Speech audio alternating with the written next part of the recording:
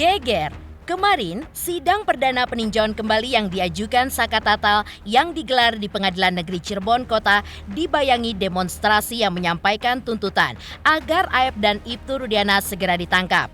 Tim kuasa hukum Saka Tatal yaitu Farhad Abbas, Titin Prialianti, dan tim kuasa hukum lainnya terlihat mengikuti persidangan untuk membacakan tinjauan mereka atas vonis 8 tahun penjara terhadap Saka Tatal oleh pengadilan terkait kasus kematian Vina dan Eki. Usai mengikuti persidangan, Farhad Abbas dan tim kuasa hukum Saka lainnya terlihat menyambangi para demonstran dan sepakat dengan pendemo untuk menuntut kepada Presiden Jokowi agar Ibtu Rudiana serta Aep segera ditangkap. Benarkah pengakuan Dede baru-baru ini terkait kesaksian palsu yang diberikannya pada tahun 2016 silam adalah firasat Saka Tatal sebelumnya bahwa hal tersebut akan terjadi? Lalu apa yang membuat Dede menolak meminta maaf kepada Ibtu Rudiana seperti isi dalam tuntutannya? Seperti apa pesan Deddy Mulyadi terhadap Ibtu Rudiana dalam menanggapi pengakuan Dede?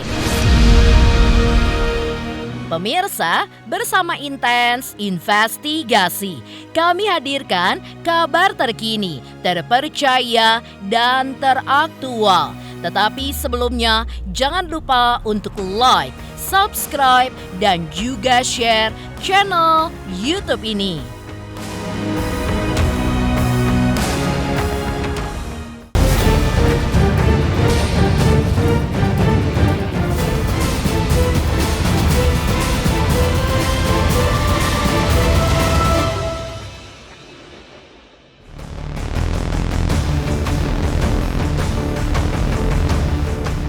Pasca diterima oleh LPSK sebagai saksi yang dilindungi, Saka Tatal, mantan terpidana kasus pembunuhan Vina dan Eki, kemarin menjalani sidang peninjauan kembali yang diajukan oleh pihaknya ke Pengadilan Negeri Cirebon Kota.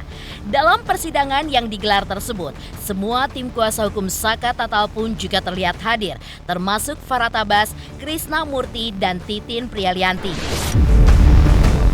Persidangan pun berlangsung lancar. Terlihat pula tim kuasa hukum Saka Tatal bergantian membacakan tinjauan mereka atas kasus yang menjerat Saka Tatal 8 tahun lalu dan divonis penjara selama 8 tahun. Lantas benarkah ada keyakinan di hati Farhad Abbas dan Krisna Murti bahwa sidang PK tersebut akan dimenangkan oleh pihak Saka Tatal lantaran Dede telah membuat pengakuan bahwa kesaksiannya tahun 2016 lalu adalah kesaksian palsu dan diarahkan oleh Ibtu Rudiana? Bukan.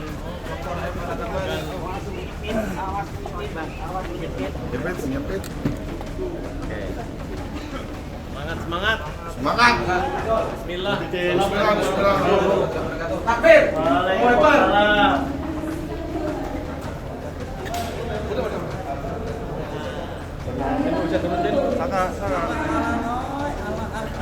Halo, hari ini salam Cirebon ramah, tim Perkasa. Pengacara keluarga Saka bersama Krisna Murti, Novi, Aris, dan semua hadir juga Bu Titin. Kita di kota Cirebon untuk mulai persidangan ini. Ya Pak Dokter semua, Pak Hendra. Ini kawan-kawan semua wartawan. Semangat, wayainya mana? Wayai.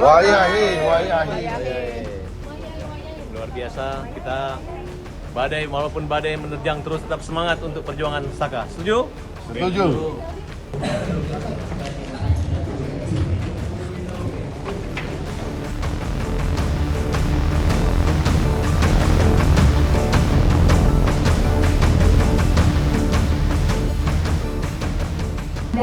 Ada 8 orang terpidana, termasuk anak Saka Tatal, serta laporan polisi yang dibuat oleh Ibtu Rudiana menyebutkan terdapat luka adanya bekas senjata tajam, padahal Ibtu Rudiana belum tahu secara pasti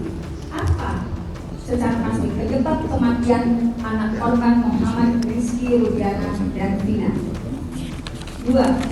Bahwa pada hari yang sama, tanggal 31 Agustus 2016, telah terbit surat perintah penyidikan nomor Sidik 232 7/2016 Reskrim yang pada intinya surat perintah penyidikan tersebut untuk melakukan tugas penyidikan terhadap pelaku dan barang buktinya telah dijadikan tindak pidana pembunuhan dan pengeroyokan atau penganiayaan atau pemerkosaan yang terjadi pada hari Sabtu tanggal 27 Agustus 2016 sekitar jam 22 di Jalan Perjuangan, Kampung Situnggang, Kelurahan Karya Mulia, Kecamatan Kesambi, Kota Cirebon, sebagaimana dimaksud dalam pasal 338 KUHP dan atau pasal 170 dan atau pasal 285 KUHP membuat terdapat pernyataan bahwa sesuatu telah terbukti, akan tetapi hal atau keadaan sebagai dasar dan alasan putusan yang dinyatakan telah terbukti itu ternyata telah bertentangan satu sama lain. C. Apabila putusan itu dengan jelas memperlihatkan suatu kekhilafan hakim atau kekeliruan yang nyata. Alasan keberatan peninjauan kembali bahwa putusan Mahkamah Agung Republik Indonesia pada pemeriksaan putusan juris hakim tingkat kasasi dengan jelas telah memperlihatkan suatu kekhilafan hakim atau suatu kekeliruan yang nyata dengan alasan mohon perkenaan dan perhatian ketua dan anggota majelis hakim dan putusan pengadilan nomor 16/Pitsus/Anak/2016 PN Cirebon yang tidak memberikan terkait upaya diversi terlebih dahulu. Hal ini sangat melanggar hukum acara peradilan pidana anak yang diamanatkan dalam Undang-Undang Nomor 11 Tahun 2012 tentang Sistem Peradilan Pidana Anak dan Peraturan Mahkamah Agung Republik Indonesia Nomor 4 Tahun 2014 tentang pedoman pelaksanaan diversi dalam melaksanakan sistem peradilan pidana anak. 7. Bahwa yudiks faksi pada tingkat pertama terkait nota pembelaan atau pledoi anak Sakatatal bin Baja yang diajukan penasihat hukum tertanggal 7 Oktober. Semangat terus ya. Semangat. Bebaskan Saka. Bebaskan 7 terpidana. Artinya persidangan nanti hanya persidangan formalitas. Ini menjadi pengetahuan Indonesia. Hari ini Dede dan Aep, ya, hanya Dede sudah mulai memberi keterangan, testimoni, pengakuan dosa, pertaubatan nasuha yang dilakukan di depan Dewan Peradi maupun di depan orang-orang tertentu, yang mana dia menganulir. Dengan koordinasi berbagai tim, dengan pendapat ahli yang kami komunikasikan dari WA Group, kami yakin insya Allah bahwa PK kami juga optimis akan dapat dikabulkan. Lalu lebih menariknya adalah semalam saya mendapatkan dari YouTube-nya Kang Deddy Mulyadi, ada wawancaranya Kang Deddy Mulyadi itu dengan Dede. Dede itu adalah sebagai saksi. Lalu Dede dalam wawancaranya itu mengatakan dia itu malam itu dia tidak ada di lokasi dan malam itu dia tidak tahu tentang adanya peristiwa itu terkait masalah lempar batu, lempar ini dan sebagainya. Dia hanya diajak Aep ke Polres. Sampai di Polres dia bertemu dengan Rudiana. Setelah dia bertemu dengan Rudiana, lalu diarahkan seluruh keterangan BAP-nya oleh Rudiana. Sidang perdana PK Sakatatal tersebut rupanya diwarnai aksi demonstrasi dari kelompok pejuang hak Sakatatal. Dan usai mengikuti sidang perdana peninjauan kembali, Farhad Abbas bersama salah satu tim kuasa hukum Saka menyempatkan diri untuk bertemu dengan para pendemo yang melakukan aksinya di depan Pengadilan Negeri Cirebon Kota. Bersama para pendemo, Farhad dan tim kuasa hukum Sakatatal yang lainnya sepakat meminta kepada Presiden Joko Widodo agar segera menangkap Aep dan juga Ibtu Rudiana. Farhad pun menduga bahwa Ibtu Rudiana telah membuat rekayasa penyidikan pada tahun 2016 yang menjebloskan 8 orang ke dalam penjara, di mana 7 terpidana dihukum seumur hidup dan Sakatatal pun dihukum 8 tahun penjara.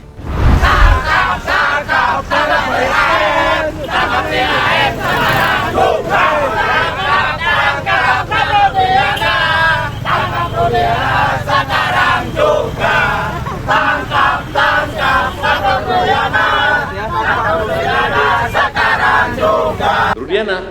Rudiana itu awalnya menerima anaknya lantas, ketemu Aib, yang ternyata Aib pernah sakit hati. Rudiana motif pembunuhan cuma mengatakan eksistensi geng motor. Rudiana menyebutkan datang ke 11 orang, namanya segala macam disebutkan. Tapi bosnya Rudiana sekarang bilang fiktif, 2 tinggal 1, hakim mengatakan itu nggak ada. Ya, gampang kalau kita utak-atik nanti. Masa satu pembunuhan tidak jelas motifnya? Pertimbangan hakim motifnya 3, yang cemburu sama ditolak cintanya. Jadi gara-gara 3 orang cemburu, hebat banget sih Vina. Ya Bu, diintai sama Andi, sama Dani, sama Peggy. Padahal Peggy-nya nggak ada gitu kan? Nah, kira-kira seperti itu. Semoga keadilan ini terus tidak hanya buat Saka tapi buat 7 orang. Minta kepada Presiden untuk mengeluarkan semua 7 orang itu. Setuju nggak? Setuju. Nanti kalau dihukum baru masukin lagi. Setuju nggak? Hari ini juga kita mendapat kabar baik bahwa saksi yang berbohong, saksi yang halusinasi yang tidak hadir di persidangan terungkap. Dede telah mengakui bahwa dia tidak pernah menandatangani dan berita acara sumpah dan tidak pernah, kalau bersumpah mungkin tanda tangan sih bisa saja, dan tidak pernah dipanggil pengadilan tapi dilarang datang oleh Pak Rudiana. Ya betul kan Bu Titin, seperti itu. Dan dia bohong, tidak ada kejadian kejar mengejar, dia nggak ada berada di lokasi yang tempat tersebut. Jadi buat orang-orang yang melindungi grup saksi-saksi tersebut yang menjadi pahlawan kesiangan, nggak tahu dia mau jadi pahlawan membela siapa, udahlah kalian bertobat, kemudian harus fair mengakui bahwa ada kesalahan atau rekayasa penyidikan dalam perkara ini. Sebenarnya saya kalau Dede itu sudah bertobat aja, nggak tega juga saya masukin di penjara, karena ini udah memang jalan, namanya tidak ada kejahatan yang sempurna, dan juga yang namanya kebusukan, ikan busuk itu disembunyiin juga tetap busuk. Ikan busuk itu yang sembunyiin juga busuk, ikannya juga busuk gitu. Setuju nggak? Setuju. Nah oleh karena itu kita juga minta LPSK lindungi Dede, lindungi Liga Akbar, karena kalau mereka tidak dilindungi, ya maka orang-orang tidak bersalah akan dihukum seumur hidupnya. Saka akan menjadi terpidana seumur hidupnya, mantan narapidana. Jadi Saka mereka udah kalah, bukan 2-0 lagi, udah 20-0 kalah.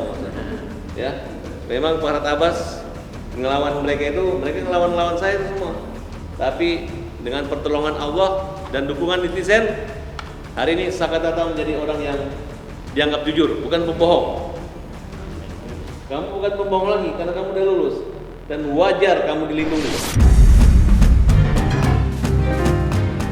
Sebelum menjalani sidang PK kemarin, tim intens investigasi pun berkesempatan bertemu dengan Saka Tatal yang saat itu didampingi oleh Farhad Abbas.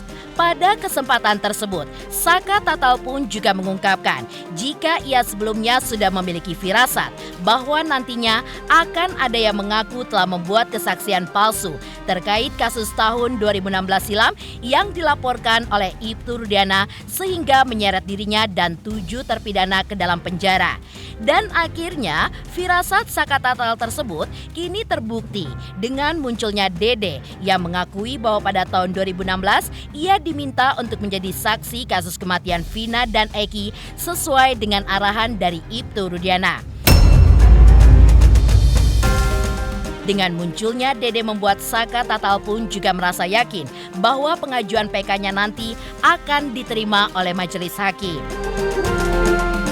Kalau feeling Saka juga pasti itu akan terungkap. Jadi sebenarnya Saka tuh udah ada feeling ke depannya, ada yang mengakui bahwa ada salah satu, entah itu AF ataupun Dede. Kalau kesaksian Dede, Saka alhamdulillah buat hukum juga, bisa jadi buat hukum juga. Ada harapan namanya Saka ini benar-benar tidak pernah melakukan apa yang dituduhkan. Harapannya lebih tinggi lagi. Buat PK nanti ya Saka tetap semangat. Jadi Saka tuh udah mempersiapkan, Saka tuh harus semangat. Terus juga Saka ingin membuktikan bahwa Saka ini tidak pernah melakukan apa yang dituduhkan. Jadi Saka tuh kalau dibilang berapa persen buat persiapan besok silang nanti, Saka 100% yakin. 100. Harus semangat ya. Alhamdulillah respect banget sama Dede. Ya walaupun keterangannya waktu 2016 membuat adik saya sama saudara saya Eka Sandi dan teman-temannya mendekam sebagai tersangka. Sekarang dia udah jujur. Saya sangat respect banget. Saya sangat salut.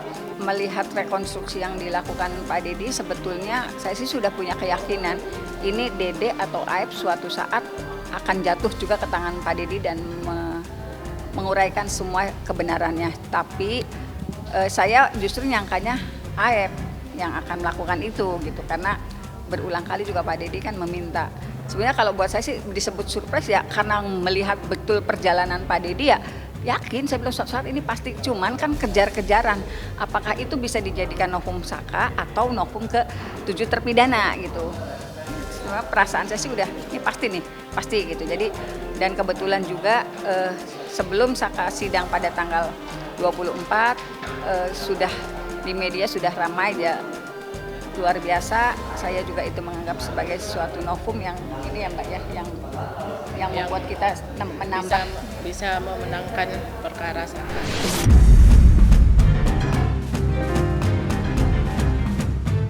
Kemarin, Saka Tatal sudah menjalani sidang PK perdana di Pengadilan Negeri Cirebon Kota. Di sisi lain, apa yang membuat Dede menolak untuk meminta maaf kepada Ibtu Rudiana?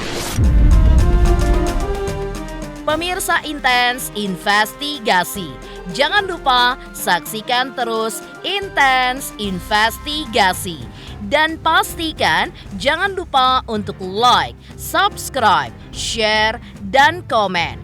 Tim redaksi Intens Investigasi juga mengucapkan banyak terima kasih kepada semua subscribers. Hingga kanal Intens Investigasi kini sudah mencapai 3 juta subscribers. Selamat untuk Intens Investigasi 3 juta subscriber, luar biasa sekali 3 juta. Ya pokoknya semakin sukses lah dan bisa menghadirkan sesuatu yang memang baik untuk diperlihatkan.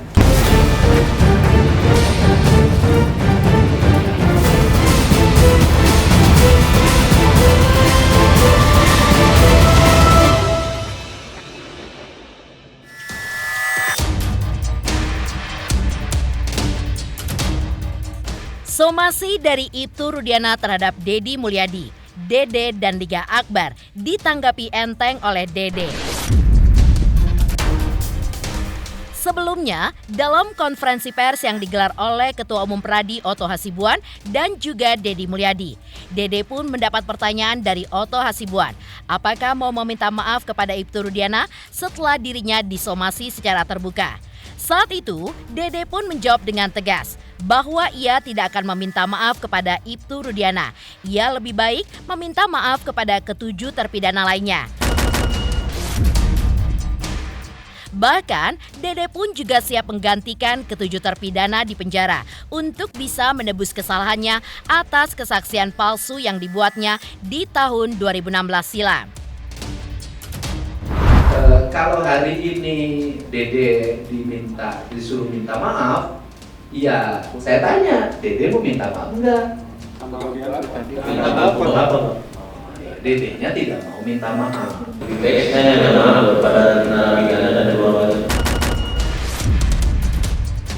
Kalian lihat sendiri kan, spontan di mata kalian bagus minta maaf narapidana. Ya, kalimat kuncinya satu aja kok, dia tidak kenal siapa yang narapidana ini. Dia nggak pernah bertemu, dia nggak pernah kenal, dia nggak tahu namanya. Tapi dia bisa bercerita dengan orang lain. Itu aja saya kira kalimat kuncinya. Ya. Jadi sudah kita dengar tadi, saya kira kita nggak usah panjang lagi. Lebih bagus Dede katanya minta maaf kepada 7 terpidana daripada Pitra dan Elsa dan para Rudiana dan Aib. Pitra, Elsa dan Rudiana dan Aib. Gitu. Saya memang bukan pengacara, saya bukan jurnalis, saya bukan alat penegak hukum. Tapi saya ingin punya catatan bahwa dulu pernah ada orang yang terbebas dari penjara seumur hidup dari tayangan channel YouTube yang saya kelola. Dan itu bagi saya adalah perjalanan indah dalam hidup ini. Untuk itu saya mengucapkan terima kasih pada keluarga besar Peradi, pada para netizen di seluruh Indonesia dan di luar negeri, kemudian keluarga para terpidana yang mau sabar, kemudian juga keluarga Saka Tatal yang hari ini akan memasuki PK. Kita doakan juga PK-nya dikabulkan. Dan pada media yang hari ini terus kritis dan bersikap objektif agar keadilan negeri ini terungkap. Dan saya mengucapkan terima kasih buat Pak Kapolri, buat Pak Kabar Eskrim, buat Kapolda Jabar, buat Direskrim Polda Jabar atas berbagai atensi dan keterbukaannya, sehingga kebenaran dari kasus terbunuhnya Eki dan Pina itu sebentar lagi akan terbuka dan berakhir ceritanya. Deddy Mulyadi yang juga disomasi oleh Ibtu Rudiana menanggapi somasi terbuka Ibtu Rudiana dengan permintaan maaf secara terbuka pula. Ia pun tidak menunggu tenggat waktu 3x24 jam. Deddy pun langsung meminta maaf di hadapan media. Namun, Deddy Mulyadi melihat apa yang telah ia lakukan dengan merekam pernyataan Dede dan mempublikasikannya di sosial media sebagai hak semua orang dan bisa dipertanggungjawabkan. Deddy pun juga menegaskan bahwa saat ini sebenarnya bukan waktunya untuk saling mensomasi. Karena lebih baik semua pengacara berkumpul menjadi satu untuk mencari pelaku pembunuhan Vina dan Eki sebenarnya. Tidak ada langkah apapun kalau saya. Kan saya sudah jelaskan kemarin. Kalau dari sisi personality saya, orang itu kan bisa secara personality ucapannya menyinggung orang. Orang itu bisa secara personality ucapannya membuat orang menjadi terganggu kehidupan pribadinya. Dari sisi ucapan-ucapan pribadi saya, apabila ada ucapan saya yang mengganggu Pak Rudiana atau siapapun yang ada dalam tayangan yang saya sampaikan, saya minta maaf. Tetapi isi dari konten itu yang menerangkan tentang sebuah peristiwa itu dipertanggungjawabkan oleh yang menyampaikannya. Dan yang menyampaikannya sudah mengatakan kemarin bahwa saya bersedia untuk mengganti ketujuh terpidana itu masuk ke dalam penjara demi kebebasan mereka. Dari situ kita belajar bagaimana seorang kuli bangunan lulusan SMP memiliki sifat kesatria dan bertanggung jawab terhadap seluruh tindakan dan ucapan. Yang berikutnya, sebenarnya apa yang dinyatakan oleh Dede itu bisa menjadi kunci bagi Pak Rudiana. Pak Rudiana kan hari ini sebenarnya dari sisi aspek personality dia, baik sebagai pribadi maupun sebagai anggota Polri, dia bisa ketika sudah melihat keterangan Dede seperti ini, semestinya Pak Rudiana mencari AF hari ini. Kemudian ke AF bertanya, kamu bener nggak sih dulu itu? Jangan-jangan kamu dulu itu membohongi saya. Sehingga seluruh proses ini bisa dibicarakan tidak saling menentang, tetapi saling berkomunikasi, kemudian saling berkumpul. Karena esensinya adalah Pak Rudiana dulu kan ingin melakukan investigasi, penyelidikan dan penyidikan untuk mencari siapa dari pelaku pembunuhan terhadap Eki dan Pina. Dan mungkin pada waktu itu Pak Rudiana mendapat keterangan dari AF, kan gitu loh. Sekarang ketika temannya AF mengatakan bahwa keterangan yang disampaikan AF dan Dede itu palsu, Pak Rudiana seharusnya hari ini bahagia. Kenapa Pak Rudiana harus bahagia? Karena Pak Rudiana mendapat petunjuk baru untuk mencari siapa pelaku yang dicurigai sebagai pembunuh dari anaknya dan Vina. Untuk itu, andai kata pembunuhan, berarti kan ada yang lain andai kata. Kalau ada yang lain, maka Pak Rudiana hari ini harus kooperatif untuk berkomunikasi, duduk bareng, yuk kita cari sama-sama apa yang terjadi, peristiwa yang dialami oleh Eki dan Pina, walaupun vonisnya sudah berkekuatan hukum tetap. Ini cara, karena dalam diri Pak Rudiana itu melekat sebagai anggota Polri, yang di situ ada fungsi melayani, mengayomi, dan melindungi. Siapa yang harus diayomi dan dilindungi adalah warga, termasuk di dalamnya Dede.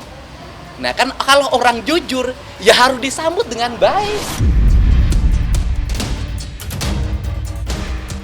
Geger, Dede menolak untuk meminta maaf kepada Ibtu Rudiana dan ia pun lebih memilih untuk meminta maaf kepada para terpidana dan juga keluarga terpidana.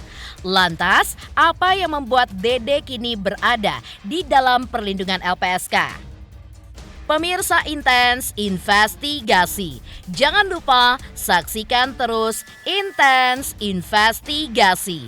Dan pastikan jangan lupa untuk like, subscribe, share, dan komen. Tim redaksi Intens Investigasi juga mengucapkan banyak terima kasih kepada semua subscribers. Hingga kanal Intens Investigasi kini sudah mencapai 3 juta subscribers. Selamat untuk Intens Investigasi karena sudah mencapai 3 juta subscribers di YouTube. Sukses selalu and all the best. Oke.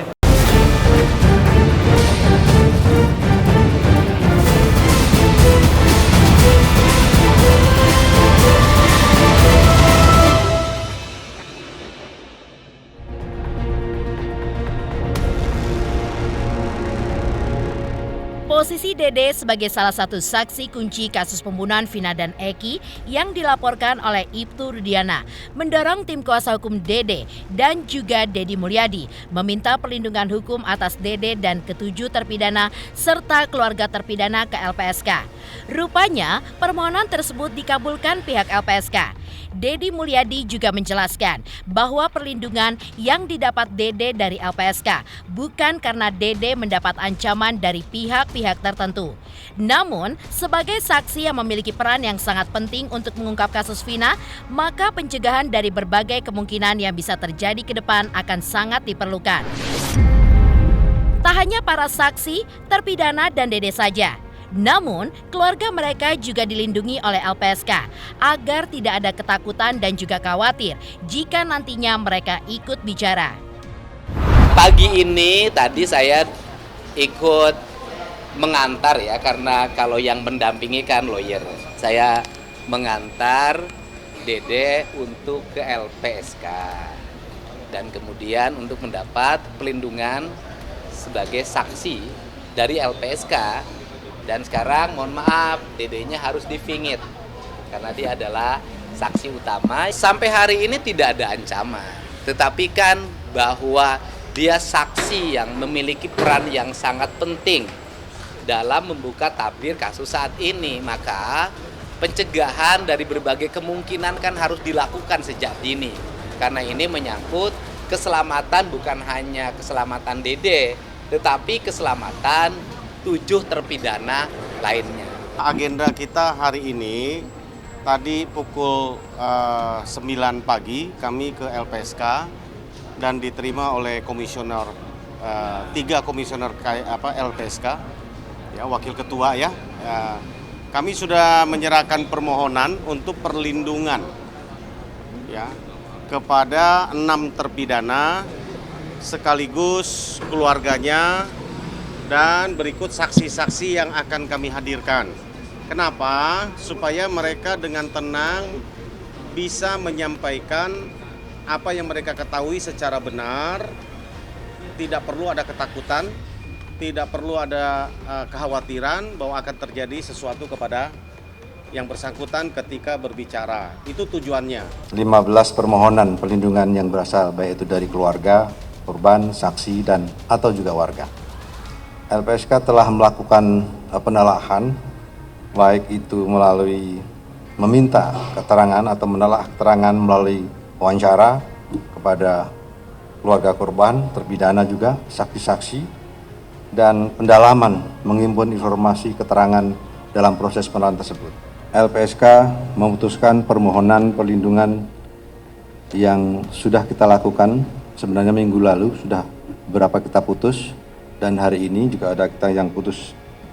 Pertama adalah menerima permohonan perlindungan dari keluarga V, 5 orang, apakah itu inisial VO, MR, SA, SK maupun SL berupa program bantuan rehabilitasi psikologis.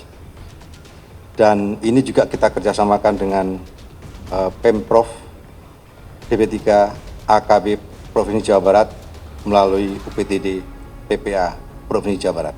LPSK memutuskan menerima permohonan yang bersangkutan, permohonan hak prosedural dan rehabilitasi psikologis. Pemirsa Intens Investigasi, jangan lupa saksikan terus Intens Investigasi. Dan pastikan jangan lupa untuk like, subscribe, share, dan komen.